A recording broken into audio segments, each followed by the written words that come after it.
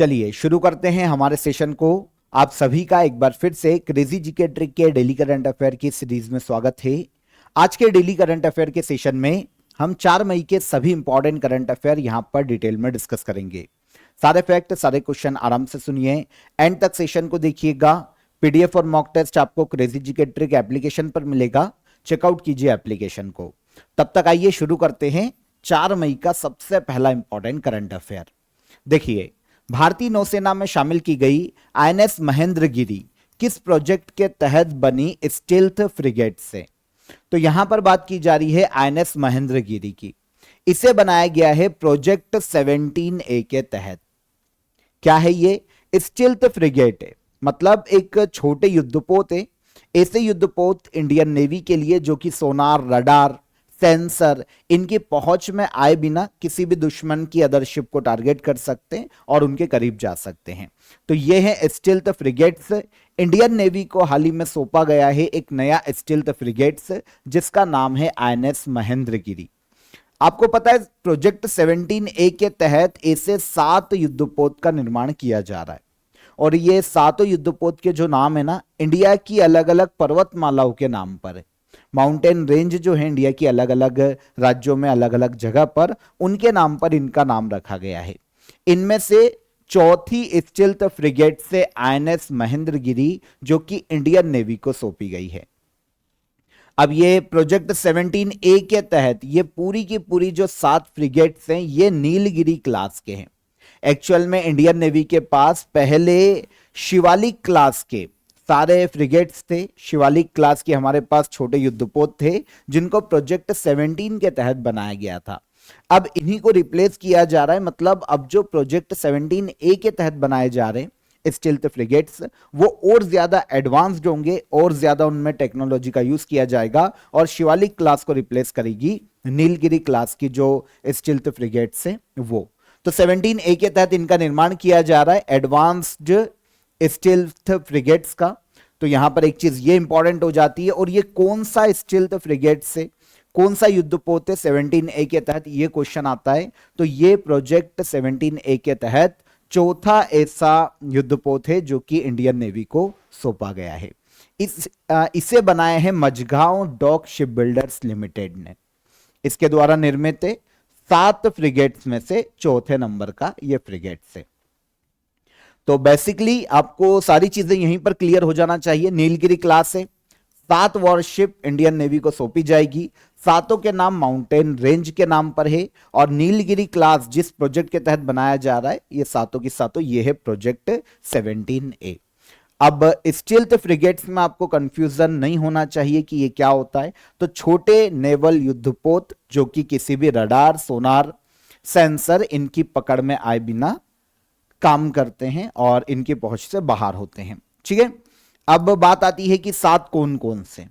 तो अगर हम 7 देखें तो INS Nilgiri, INS Udaygiri, INS Taragiri, INS Mahendragiri, INS Himgiri, INS Dunagiri और आईएनएस विंध्यगिरी। इनमें से आईएनएस नीलगिरी, उदयगिरी, हिमगिरी और अब महेंद्रगिरी ये दी जा चुकी है इंडियन नेवी को। आईएनएस नीलगिरी ये जनवरी 2025 में कमीशन की जा चुकी है। फिर आईएनएस उदयगिरी दी गई थी जुलाई में। फिर आईएनएस हिमगिरी भी दी गई थी जुलाई मंथ में इंडियन नेवी को। तो अब जो दी जा रही है वो कौन सी है? आईएनएस महेंद्रगिरी, जिसे Mazagon dock ship builders limited ने बनाया है। एक्चुअल में 7 जो फ्रिगेट्स है ना उनमें से 3 का निर्माण garden rich ship builders limited के द्वारा किया जा रहा है, ये कोलकाता बेस्ड है। और 4 का निर्माण Mazagon dock ship builders limited के द्वारा किया जा रहा है जो कि मुंबई में जिसका हेडक्वार्टर है। ओके, तो अभी चौथी मिली है इंडियन नेवी को जिसका नाम है आईएनएस महेंद्रगिरी, इन 3 के अलावा। इजी। चर्चा में रहा ग्रेट निकोबार इंफ्रास्ट्रक्चर प्रोजेक्ट किस स्टेट के पास स्थित है या जलडमरू मध्य के पास में स्थित है? तो आप सभी को पता है अभी काफी सुर्खियों में पूरे देश में यह मामला ग्रेट निकोबार इंफ्रास्ट्रक्चर प्रोजेक्ट। ये अगर हम प्रोजेक्ट की लोकेशन देखेंगे ना तो ये हमको ग्रेट निकोबार पर देखने को मिलेगा जो कि भारत के सबसे दक्षिण में अंडमान निकोबार क्षेत्र का हिस्सा है। और ये जिस स्ट्रेट के पास में है उसका नाम है मलक्का स्ट्रेट। अगर हम लोकेशन देखते हैं मैप पर तो आप यहां पर देखेंगे दक्षिण पूर्वी एशिया में ये आपको एक स्ट्रेट देखने को मिलेगा, ये मलक्का स्ट्रेट है। ओके, मलेशिया सिंगापुर इसके दक्षिण में आपको मलक्का स्ट्रेट देखने को मिलता है। और यहीं पर आपको इंडियन लोकेशन अगर हम देखते हैं तो यहां पर आपको देखने को मिलेगा ग्रेट निकोबार। ये मलक्का स्ट्रेट हो गया और ये हो गया ग्रेट निकोबार। यहां पर Indian government great Nicobar infrastructure project लेकर आई है और ग्रेट निकोबार के क्षेत्र को डेवलप किया जाएगा। क्योंकि अगर हम इस क्षेत्र को देखते हैं तो इंडिया के अंडमान निकोबार के डेवलपमेंट के हिसाब से तो ये देखने को मिलता ही है। साथ ही साथ अगर इंडिया को दक्षिण पूर्वी एशियाई देशों में या स्पेशली जो इंडियन ओशन का रीजन है, अगर यहां पर अपनी प्रेजेंस को और ज्यादा मजबूत करना है तो इसके लिए इस प्रोजेक्ट को लॉन्च किया गया था। क्योंकि अब इसका विरोध हो रहा है इन्वायरमेंट की दृष्टि से अगर देखा जाए कि तो अंडमान निकोबार एक तो जनजातियों का घर है और ऊपर से यहां पर काफी सारी स्पीशीज और काफी सारे जंगल एरिया है जो फॉरेस्ट एरिया है, तो कहीं ना कहीं उससे कॉम्प्रोमाइज करने की जरूरत पड़ेगी। तो अभी आपने देखा होगा राहुल गांधी भी विजिट कर चुके हैं अंडमान निकोबार को, तो उसके बाद एक बार फिर से ये मुद्दा उठ के आया है। हालांकि जो नेशनल ग्रीन ट्रिब्यूनल है उसने जुलाई 2025 में क्लियरेंस दे दिया था ग्रेट निकोबार इंफ्रास्ट्रक्चर प्रोजेक्ट को। काफी सारे इन्वायरमेंटलिस्ट जो थे वो चले गए थे एनजीटी के पास कि ग्रेट निकोबार इंफ्रास्ट्रक्चर प्रोजेक्ट को रोका जाए, क्योंकि ये कहीं ना कहीं वहां की जो इन्वायरमेंट है उसको काफी नुकसान पहुंचाएगा। लेकिन जो एनजीटी है, नेशनल ग्रीन ट्रिब्यूनल जो है दिल्ली में, उसने इस पर बैन करने से मना कर दिया था और इसको क्लियरेंस दे दिया था जुलाई 2025 में। तो ये अभी फिर से सुर्खियों में है। तो आपको पता ही है क्योंकि राहुल गांधी ने यहां पर यात्रा की और उसके बाद काफी डिमांड उठी, एक बार फिर से इसकी तरफ ध्यान गया देश का। तो हम यहां पर इसी को डिस्कस कर रहे हैं। ग्रेट निकोबार इंफ्रास्ट्रक्चर प्रोजेक्ट ये मलक्का स्ट्रेट के पास में स्थित है।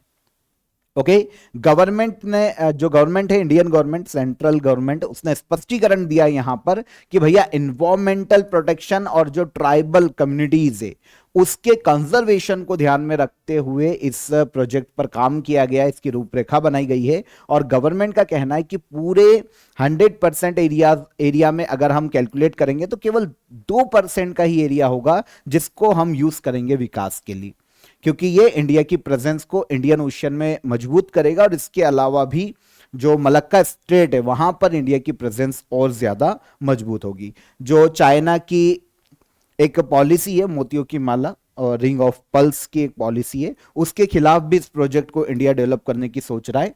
तो अंडमान सी में भारत की प्रेजेंस को मजबूत करना और साउथ ईस्ट एशियन रीजन में इंडिया का इन्फ्लुएंस बढ़ाने के लिए ग्रेट निकोबार इंफ्रास्ट्रक्चर प्रोजेक्ट को लाया गया है।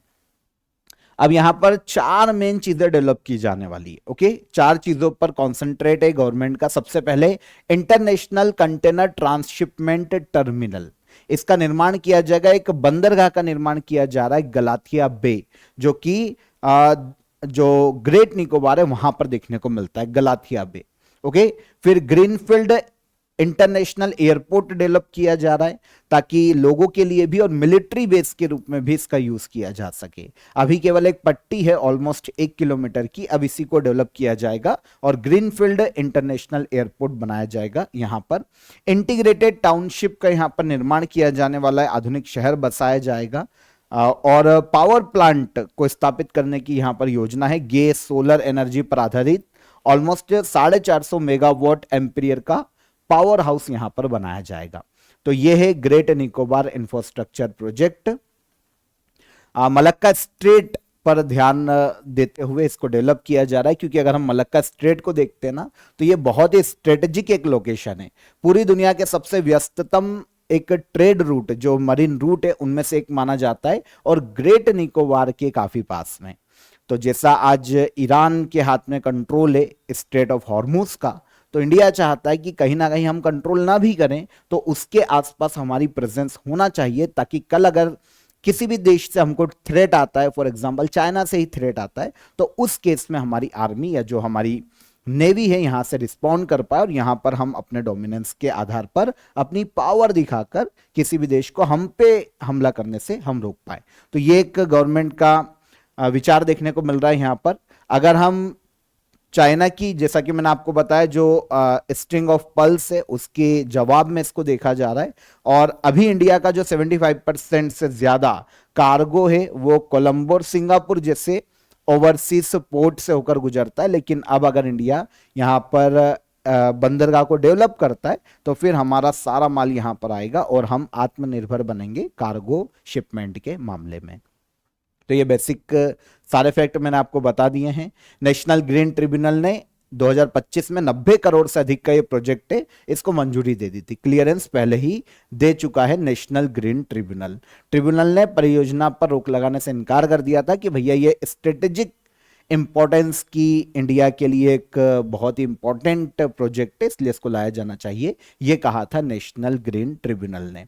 ठीक है। ग्रेट निकोबार अंडमान निकोबार आइलैंड का सबसे दक्षिणी और सबसे बड़ा द्वीप है। मलक्का स्ट्रेट इसी के पास देखने को मिलता है। इंडिया का सबसे दक्षिणी बिंदु इंदिरा पॉइंट ये ग्रेट निकोबार पर ही स्थित है, सबसे दक्षिण में। पंचायत उन्नति सूचकांक की रिपोर्ट के अनुसार कुल कितनी ग्राम पंचायतें फ्रंट रनर कैटेगरी में शामिल हुई है? तो ये पंचायत उन्नति सूचकांक, इसको हाल ही में पंचायती राज मंत्रालय ने जारी किया है। ठीक है। और इसमें भारत की 3635 पंचायतें हैं जो कि फ्रंट रनर कैटेगरी में शामिल की गई है। ग्रेड ए फ्रंट रनर को शामिल किया जाता है ग्रेड ए में। अब आप बोलोगे सर ये क्या है, समझ नहीं आया। तो पहले तो समझो कि ये है क्या। तो देखो, पंचायती राज मिनिस्ट्री जो है ना, वो पंचायतों को अलग अलग काफी सारे इंडिकेटर्स के आधार पर नापती है कि उन्होंने कितना डेवलपमेंट किया है। इसको कहा जाता है पंचायत उन्नति सूचकांक। पंचायती राज मिनिस्ट्री का सूचकांक है पंचायत उन्नति सूचकांक। अब इसमें क्या होता है कि 150 इंडिकेटर्स और 250 डेटा पॉइंट्स के आधार पर सभी पंचायतों को स्कोर दिया जाता है और उसके आधार पर फिर उनको देखा जाता है कि वो किस कैटेगरी में। स्कोर के आधार पर अलग अलग कैटेगरी है। तो all over rural development, health, जीवन जीने का कितना सुधार हुआ है, जीवन जीने की परिस्थिति में कितना सुधार हुआ है, गवर्नेंस कितनी अच्छी सुधरी है ना, इन सभी अलग अलग 150 इंडिकेटर्स पे पंचायतों को रैंक किया जाता है पंचायत उन्नति सूचकांक में। अब ये रिपोर्ट में इस बार 2,59,867 ग्राम पंचायतों को कैलकुलेट किया गया है ना। 97.3% पंचायत इसमें आ गई पूरी इंडिया की। अब इसमें मूल्यांकन किया गया, इसके आधार पर फ्रंट रनर कैटेगरी में 3,635 ग्राम पंचायतों को शामिल किया गया जिनका ऑल ओवर परफॉर्मेंस अच्छा है। सबसे बेस्ट भी नहीं है, क्योंकि यहां पर जब आपको पता चलेगा ना कैटेगरी कौन कौन सी है तब आपको पता चलेगा सबसे बेस्ट परफॉर्मर तो कोई है ही नहीं, बाद में हम देखेंगे। तो फ्रंट रनर ग्रेड ए की कैटेगरी में 3,635 ग्राम पंचायत है। इसके बाद परफॉर्मर कैटेगरी आती है ग्रेड बी में 1,18,824 पंचायतें, तो इनको शामिल किया गया है। सबसे ऊंची जो कैटेगरी होती है ना, मतलब जिसने सबसे बेस्ट परफॉर्मेंस किया है, सारे इंडिकेटर्स सबसे हाई हैं, सबसे अच्छा काम किया है, हेल्थ हो गया, डेवलपमेंट हो गया, इंफ्रास्ट्रक्चर डेवलपमेंट हो गया, गवर्नेंस हो गई, और जो भी बेसिक एजुकेशन सब में, तो वो होती है अचीवर कैटेगरी, वो A+ कैटेगरी होती है स्कोर के आधार पर इसमें एक भी पंचायत नहीं है इस बार। ओके, तो फिर उसके बाद सेकेंडरी होती है फ्रंट रनर, जिन्होंने काम तो किया है पर सारे इंडिकेटर्स पर फुलफिल नहीं हुई, तो वो फ्रंट रनर है ग्रेड ए। इस पर 3,635 ग्राम पंचायतें हैं।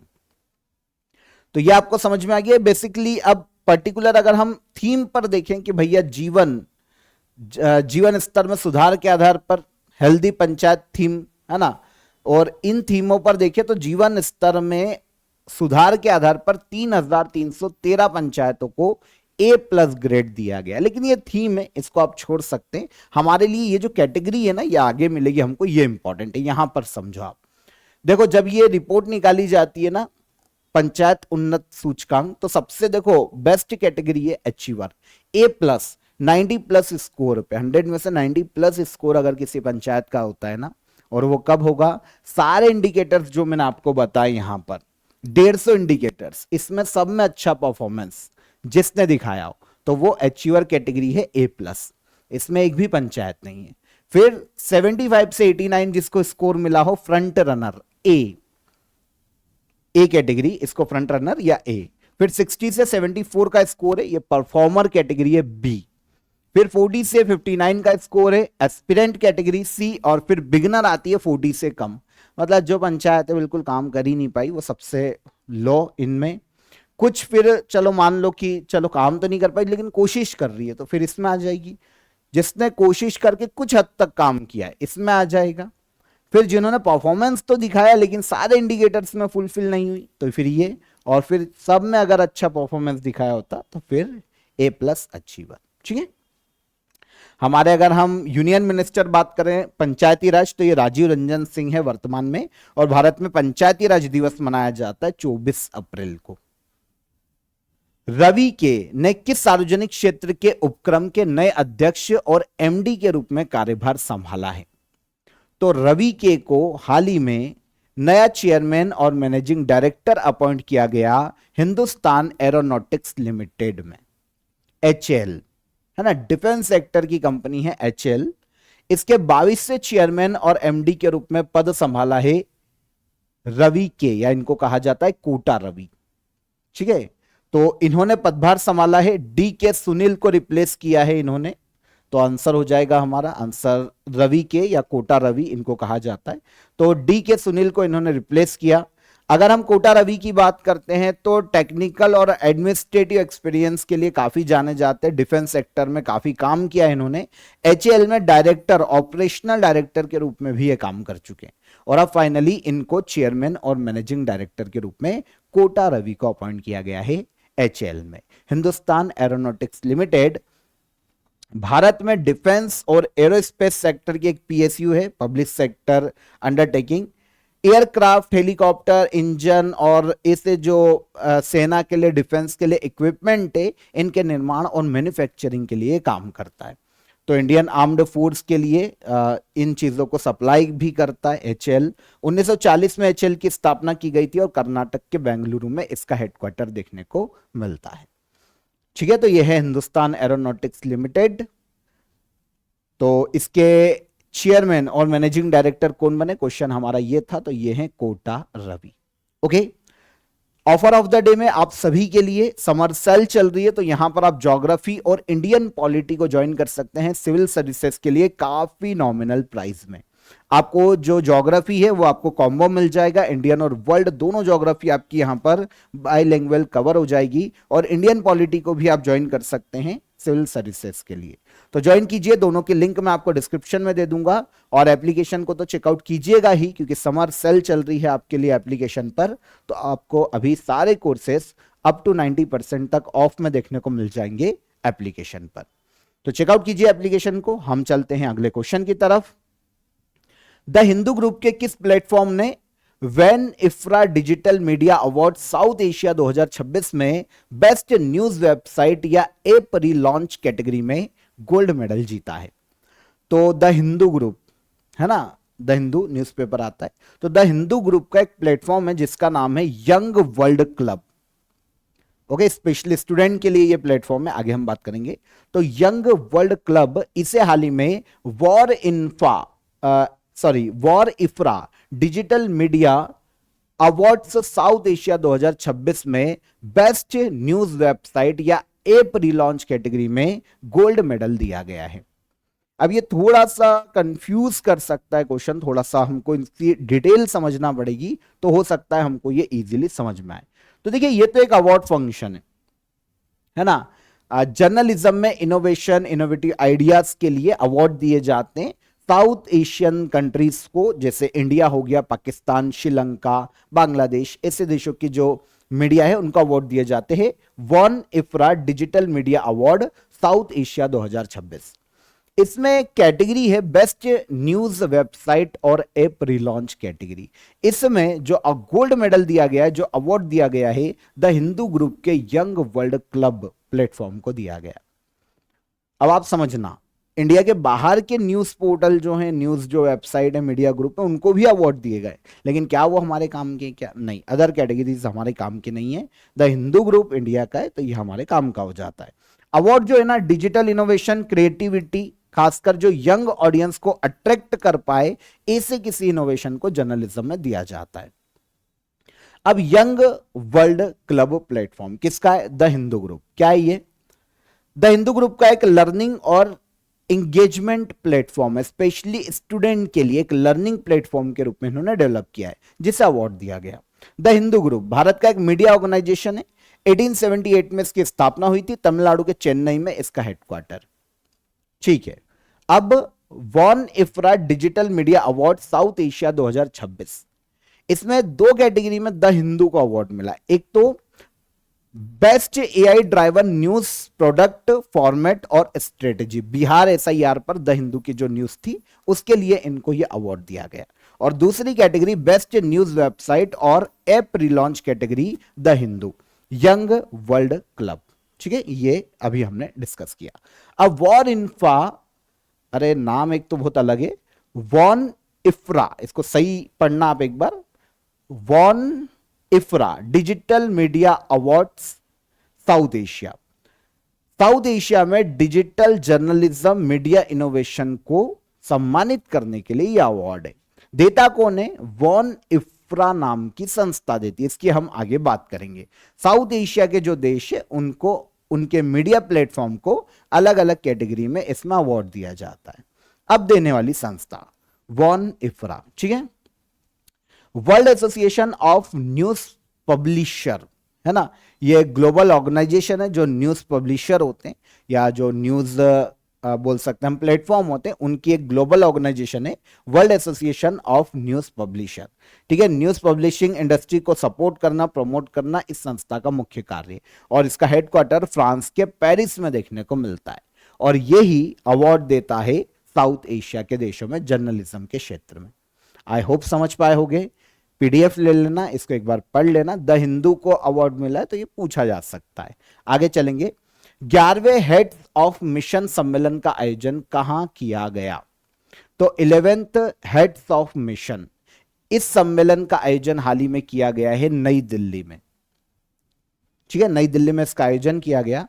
एक्चुअल में हेड्स ऑफ मिशन है क्या, इसको समझो। तो देखो, भारत के जो हेड्स ऑफ मिशन है ना, जैसे हेड्स ऑफ मिशन किसको बोलते?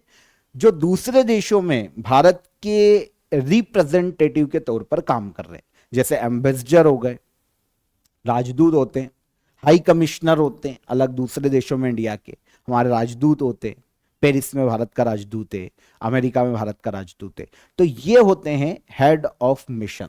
तो इन्हीं का एक सम्मेलन आयोजित किया जाता है, हर साल नॉर्मली किया जाता है मिनिस्ट्री ऑफ एक्सटर्नल अफेयर के द्वारा। जो हमारा विदेश मंत्रालय वो इसका आयोजन करता है और इस बार 11वां कॉन्फ्रेंस का आयोजन किया गया है। हेड ऑफ मिशन की 11वीं कॉन्फ्रेंस इस बार आयोजित की गई नई दिल्ली में। ठीक है ना। अब देखो उद्देश्य क्या है, Indian foreign policy, global strategy और डिप्लोमेटिक जो भी हमारे गोल है उन पर चर्चा की गई। कैसे हम दुनिया के देशों के साथ कॉलैब करके काम कर पाएंगे, इन सभी मुद्दों पर चर्चा की गई, क्योंकि ये सभी लोग ही जिन जो कॉन्फ्रेंस में आए हैं यही आगे चलकर भारत को रिप्रेजेंट करने वाले हैं अलग अलग देशों में एम्बेसडर और हाई कमिश्नर के रूप में। तो इनकी बैठक है जिसे कहा जाता है हेड ऑफ मिशन कॉन्फ्रेंस। ठीक है, इस बार इसका 11वां एडिशन कहां आयोजित किया गया? नई दिल्ली में। सबसे पहली बार इस तरीके का जो कॉन्फ्रेंस है ना, मिनिस्ट्री ऑफ एक्सटर्नल अफेयर ने 2016 में शुरू किया था। तब से ये नॉर्मली हर साल आयोजित किया जा रहा है और इस बार 11वीं कॉन्फ्रेंस नई दिल्ली में आयोजित की गई। अंतर्राष्ट्रीय श्रम दिवस के अवसर पर गिग वर्कर्स की शिकायतों के निवारण के लिए किस राज्य ने भारत की पहली डिजिटल प्रणाली की शुरुआत की है? तो इंटरनेशनल लेबर डे के अवसर पर गिग वर्कर्स की शिकायतों के निवारण के लिए भारत की पहली डिजिटल प्रणाली ये लॉन्च की है कर्नाटका सरकार ने। अच्छा, गिग वर्कर्स क्या होते हैं? पहले तो ये गिग वर्कर्स वो जो फ्रीलांसर काम करते, प्रोजेक्ट बेस काम करते, मतलब जिनकी कोई परमानेंट जॉब नहीं होती है, पार्ट टाइम काम करते हैं, freelancer, project based, target based. तो आप जैसे स्विगी जोमेटो अगर कुछ मंगवाते हो, है ना, अमेजन के जो डिलीवरी पार्टनर्स आते हैं हमारे घर, तो वो क्या है, वो गिग वर्कर्स से। ओके, तो कर्नाटका गवर्नमेंट ने क्या किया? अब देखिए, जो गिग वर्कर्स है ना, इनके भी अधिकारों का इनका भी शोषण किया जाता है, इनके अधिकारों का हनन होता है। तो कर्नाटका गवर्नमेंट ने क्या किया है कि भारत की पहली डिजिटल शिकायत निवारण प्रणाली शुरू की है कर्नाटका में, गिग वर्कर्स के लिए जो कि कर्नाटका में काम कर रहे हैं। ओके, तो 1 मई को लेबर डे था, इंटरनेशनल लेबर डे, तो इसी अवसर पर गिग वर्कर्स के लिए भारत की पहली डिजिटल शिकायत निवारण प्रणाली शुरू की है कर्नाटका सरकार ने। तो अब इसके तहत क्या, गिग वर्कर्स जो है अपनी शिकायतें जैसे सैलरी को लेकर, वर्क आवर को लेकर, टाइम को लेकर या प्लेटफॉर्म को लेकर, जो भी उनका विवाद है, जो भी शिकायतें ऑनलाइन दर्ज करवा सकते हैं, और जो गवर्नमेंट है वो इन गिग वर्कर्स के हितों में काम करेगी और शिकायतों का निवारण करेगी। अब तक 12 लाख गिग वर्कर्स का डेटा इस प्लेटफॉर्म पर दर्ज किया जा चुका है, और ये कभी भी शिकायत कर सकते हैं किसी भी मुद्दे पर गवर्नमेंट को अपनी कंपनी के खिलाफ।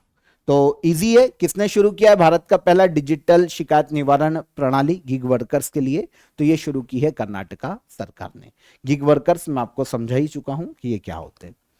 तेलंगाना सरकार ने शिक्षा सामग्री के वितरण में ट्रांसपेरेंसी और जवाबदेही बढ़ाने के लिए कौन सी नई नीति शुरू की है?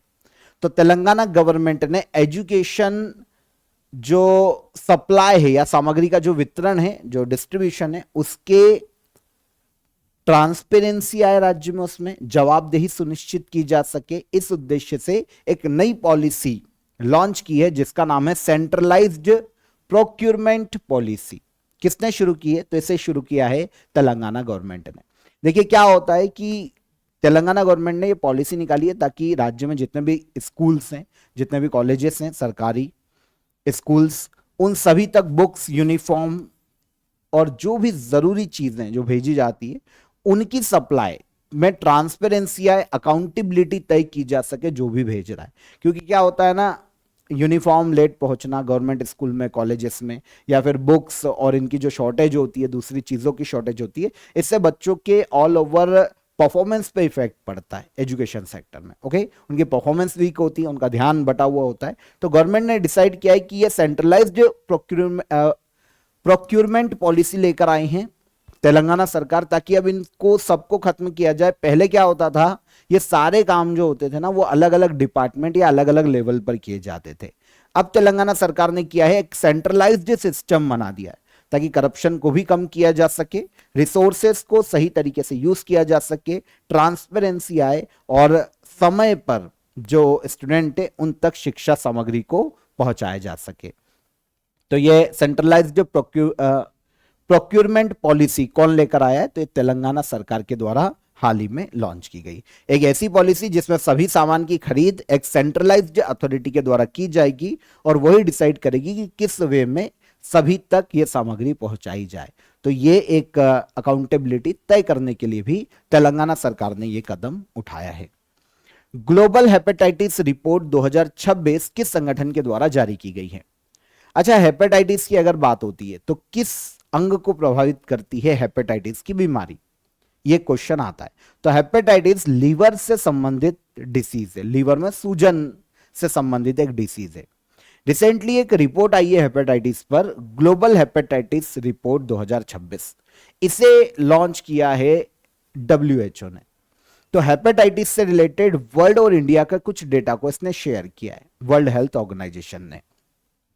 रिपोर्ट में कहा गया है कि भारत उन देशों में शामिल है जहां पर हेपेटाइटिस, खास तौर पर हेपेटाइटिस बी और हेपेटाइटिस सी, इनसे होने वाली जो मौतें हैं ना वो सबसे ज्यादा है इंडिया। ग्लोबली जो बताया गया है इस रिपोर्ट में, 2024 में दुनिया भर में लगभग 1.3 मिलियन लोगों की मौत हुई है हेपेटाइटिस के कारण। लगभग 13 लाख लोग मरे 2024 में हेपेटाइटिस से। इनमें से 95% जो मौतें हैं वो हेपेटाइटिस बी और सी के कारण हुई है। दुनिया 2030 तक जो हमारा टारगेट है, हमारा एक सस्टेनेबल डेवलपमेंट गोल है यूनाइटेड नेशन का कि हम हेपेटाइटिस को वर्ल्ड से खत्म कर ले, वो अभी तो खत्म होता हुआ नहीं दिख रहा है और 2030 तक का जो टारगेट लिया है वो पूरा नहीं होगा, ऐसा इस रिपोर्ट में कहा गया। अभी हम काफी पीछे चल रहे हैं। ये ग्लोबल लेवल पर कुछ डेटा शेयर किया गया है। 240 मिलियन लोग हेपेटाइटिस बी से पूरे वर्ल्ड में और 47 मिलियन लोग हेपेटाइटिस सी से प्रभावित हैं वर्तमान में, ये इस डेटा में कहा गया है, ग्लोबल रिपोर्ट। अब इंडिया के बारे में कहा है कि इंडिया टॉप 10 कंट्रीज में शामिल है जिसमें हेपेटाइटिस सबसे ज्यादा है। 69% ग्लोबल हेपेटाइटिस बी से जो डेथ होती है वो इंडिया में हो रही है, इस डेटा में कहा गया है। 58% ग्लोबल हेपेटाइटिस सी से जो डेथ हो रही है वो इंडिया में हो रही है, इंडिया योगदान दे रहा है। और हेपेटाइटिस सी का जो बर्डन है वो पूरे वर्ल्ड में इंडिया हेपेटाइटिस सी के मामले में दूसरे स्थान पर है। पहले पर आता है पाकिस्तान, इसके बाद हम आते हैं दूसरे स्थान पर। तो हेपेटाइटिस की जो गंभीर समस्या इंडिया में काफी ज्यादा है, ठीक है। और लीवर से संबंधित बीमारी है, तो स्पेशली इसमें जो योगदान है वो है शराब का, ठीक है। तो इंडिया में काफी कंज्यूम की जाती है, आपको पता है, और इससे लीवर, एक वक्त के बाद शराब जो है वो लीवर को इफेक्ट करती है और इससे दिक्कत आती है। तो हेपेटाइटिस एक लीवर से संबंधित बीमारी है, मुख्य रूप से hepatitis A B C D E ये चलते। इंडिया में हेपेटाइटिस बी और सी के काफी मामले देखने को मिलते हैं। इन्फेक्टेड फूड, वाटर और इन तरीके की जो चीजें हैं इनसे भी फैलता है ये। और लंबे समय तक रहने के कारण लीवर डैमेज होता है, सराइसिस हो जाता है, कैंसर का कारण बनता है और इससे फिर डेथ हो जाती है अगर कंट्रोल ना किया जाए तो। वर्ल्ड हेपेटाइटिस डे पूरे वर्ल्ड में 28 जुलाई को मनाया जाता है। आगे आएंगे लास्ट क्वेश्चन की तरफ। 10th national summit on innovation and inclusivity का आयोजन किस कार्यक्रम के तहत किया गया है? तो हेल्थ मिनिस्ट्री ने नवाचार और समावेशन पर 10वें नेशनल समिट या 10वें राष्ट्रीय सम्मेलन का आयोजन किया। यह आयोजन हुआ चंडीगढ़ में। कहां हुआ? चंडीगढ़ में, ठीक है। चंडीगढ़ में इसका आयोजन किया गया। हेल्थ मिनिस्ट्री ने इसका आयोजन किया था चंडीगढ़ में और हेल्थ मिनिस्टर जेपी नड्डा ने इसका इनॉग्रेशन किया चंडीगढ़ में। ये जो प्रोग्राम, ये जो सम्मेलन है ना, 10th national summit on innovation and inclusivity, ये नेशनल हेल्थ मिशन के तहत आयोजित किया गया है। तो हेल्थ मिनिस्टर जेपी नड्डा ने इसका इनॉग्रेशन किया चंडीगढ़ में। ओके, तो आयोजन चंडीगढ़ में हुआ है। समिट में क्या किया गया? जितने भी भारत के स्टेट और यूनियन टेरिटरीज है उनके लिए एक ऐसा प्लेटफॉर्म है जहां पर सभी राज्य और यूनियन टेरिटरी आपस में मिलकर उनके राज्य के जो इनोवेशन है, जो प्रैक्टिसेस है हेल्थ सेक्टर में, उन सभी को आपस में शेयर करते हैं, मॉडल को शेयर करते हैं ताकि दूसरे राज्य भी बेस्ट मॉडल को अपना सके। तो इससे पूरे देश में हेल्थ सेक्टर को बेनिफिट मिले और जो हमारा हेल्थ केयर सिस्टम है उसको मजबूत किया जा सके। तो इसीलिए ये कॉन्फ्रेंस आयोजित की जाती है और इस बार ये 10th national summit on innovation and inclusivity है जो कि चंडीगढ़ में आयोजित की गई। 2 दिन तक इसका आयोजन किया गया था और जेपी नड्डा जो कि हमारे हेल्थ मिनिस्टर है उन्होंने इसका इनॉग्रेशन किया। ओके, तो 4 मई के सभी करंट अफेयर यहां पर हमारे क्लियर हो जाते हैं। अब हम चलते हैं लास्ट डे की करंट अफेयर को रिवाइज करने के लिए। पहला क्वेश्चन, किन 2 भारतीयों को व्हिटली अवार्ड 2026 से सम्मानित किया गया? तो यह बरखा सुब्बा और परवीन शेख को दिया गया है। केंद्र सरकार ने राष्ट्रीय कंपनी कानून न्यायाधिकरण का नया अध्यक्ष किसे नियुक्त किया? तो यह जस्टिस अनुपिंदर सिंह ग्रेवाल हैं। अंतर्राष्ट्रीय मुद्रा कोष ने हाल ही में किस डिजिटल पेमेंट प्रणाली को लेन देन के मात्रा के आधार पर दुनिया की सबसे बड़ी रियल टाइम पेमेंट सिस्टम के रूप में मान्यता दी है? तो यह है यूपीआई।